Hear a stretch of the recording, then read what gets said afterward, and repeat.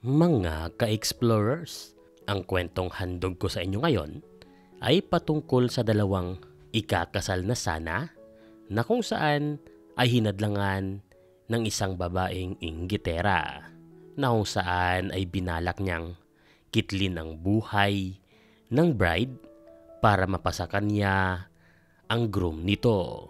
Ngunit sa huli ay pinagsisihan niya ang lahat ng kanyang ginawa.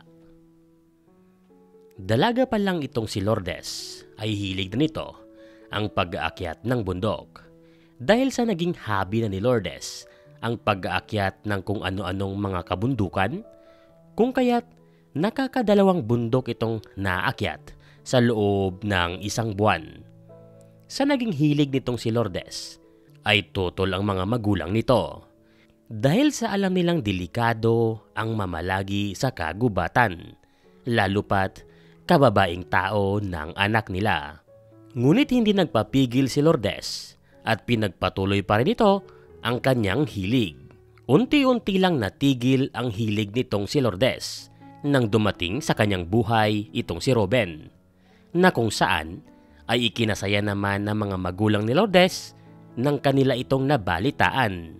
Nanibago rin itong si Lourdes sa kanyang pagbabago dahil sa sinusunod nito ang mga sasabihin sa kanya ni Robin. Siguro nga ay resulta iyon ng pagka-inlove ni Lourdes dito kay Robin.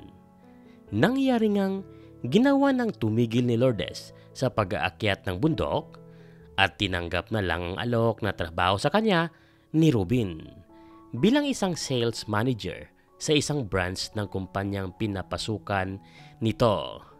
At doon nga nagbago ang routine nitong si Lourdes.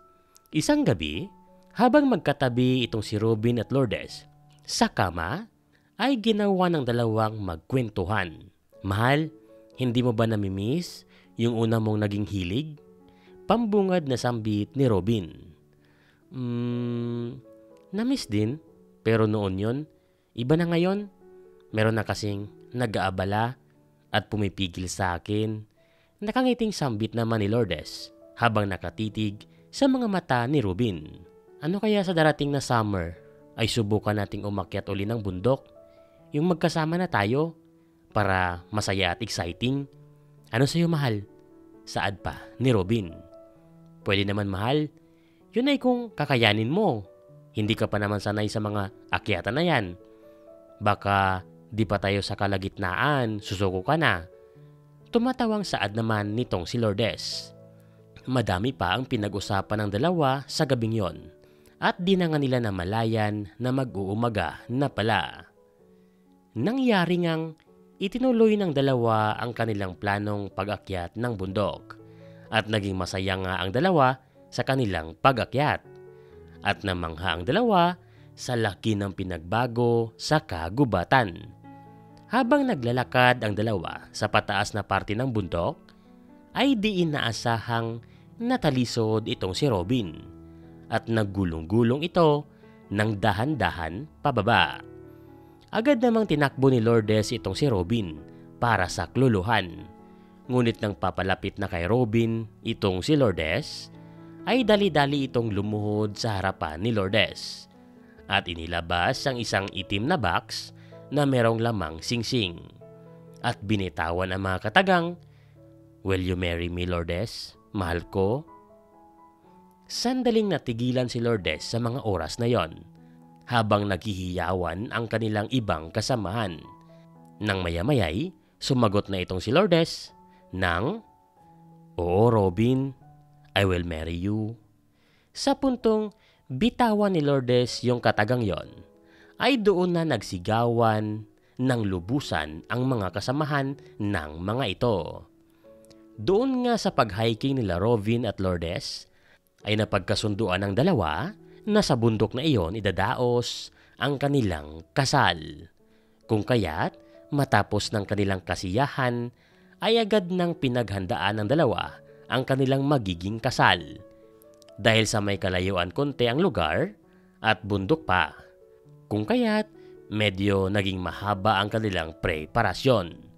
Dumagdag pang umuulan sa mga araw na iyon.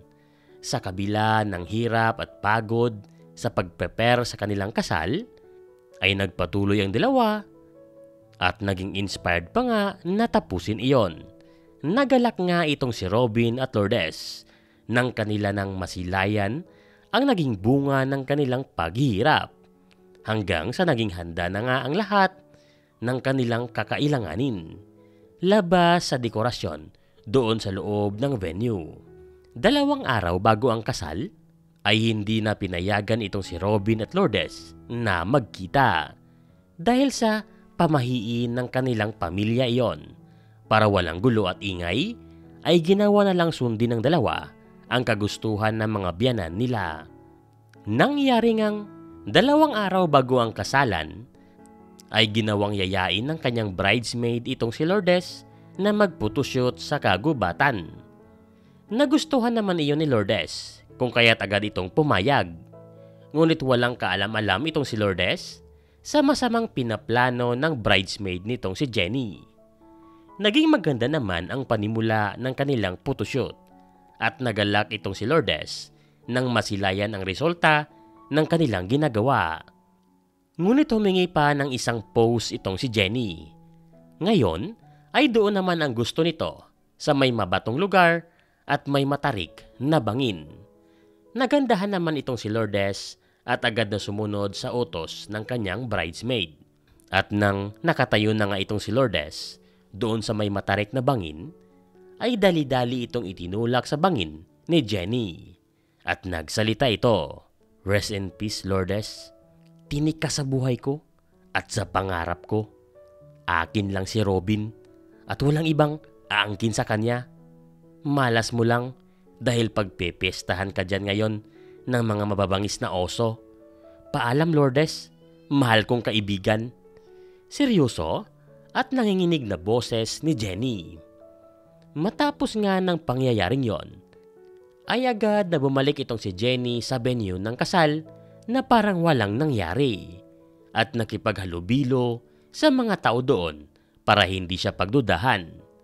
Nangyari ngang dumating na ang araw ng kasal at excited na ang lahat na masaksihan ang kakaibang kasalan na iyon. Ngunit nagtaka itong si Robin nang ilang minuto na ang dumaan na hindi pa rin dumarating itong si Lourdes. Ngunit inisip na lang ni Robin sa sandaling yon na baka nagkaaberya lang sa daan kung kaya't na late ang mga ito.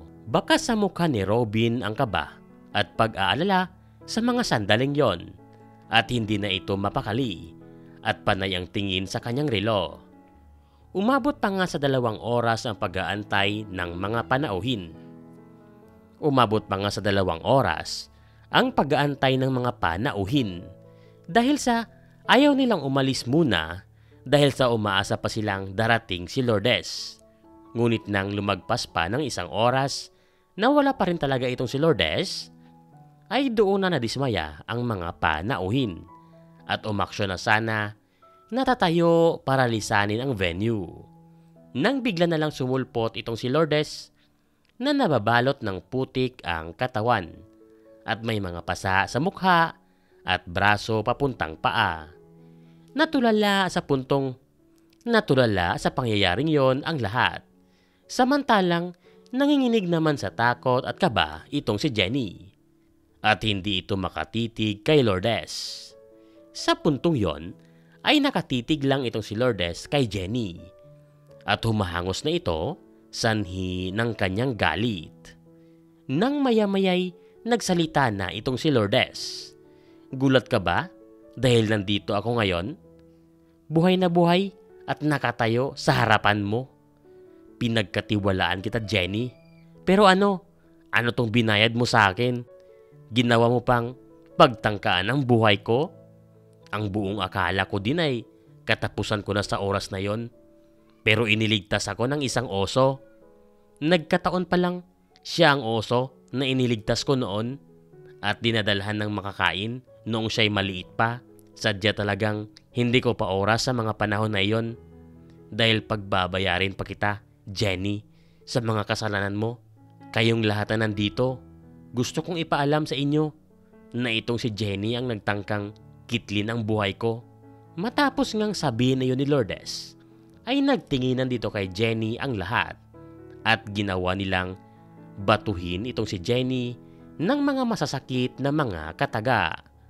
Wala nang nagawa itong si Jenny sa sandaling yon, kundi umupo na lang at umiyak nang umiyak. Nangyari ngang kinuha na ng mga pulis itong si Jenny at dinala sa presinto. At sa kinahapunan nga'y minabuti na nitong si Robin at Lourdes na ipagpatuloy ang kanilang planong kasal. Matapos nga ng hearing, ay ginawa ng mag-move on ni Robin at Lourdes at minabuti nilang mag-ibang bayan para doon magsimula ng panibagong buhay. Mga ka-explorers, okay lang naman ang mainggit. Nagiging masama lang ang inggit pag gumawa tayo ng masamang hakbang para ang inggit ay makamit.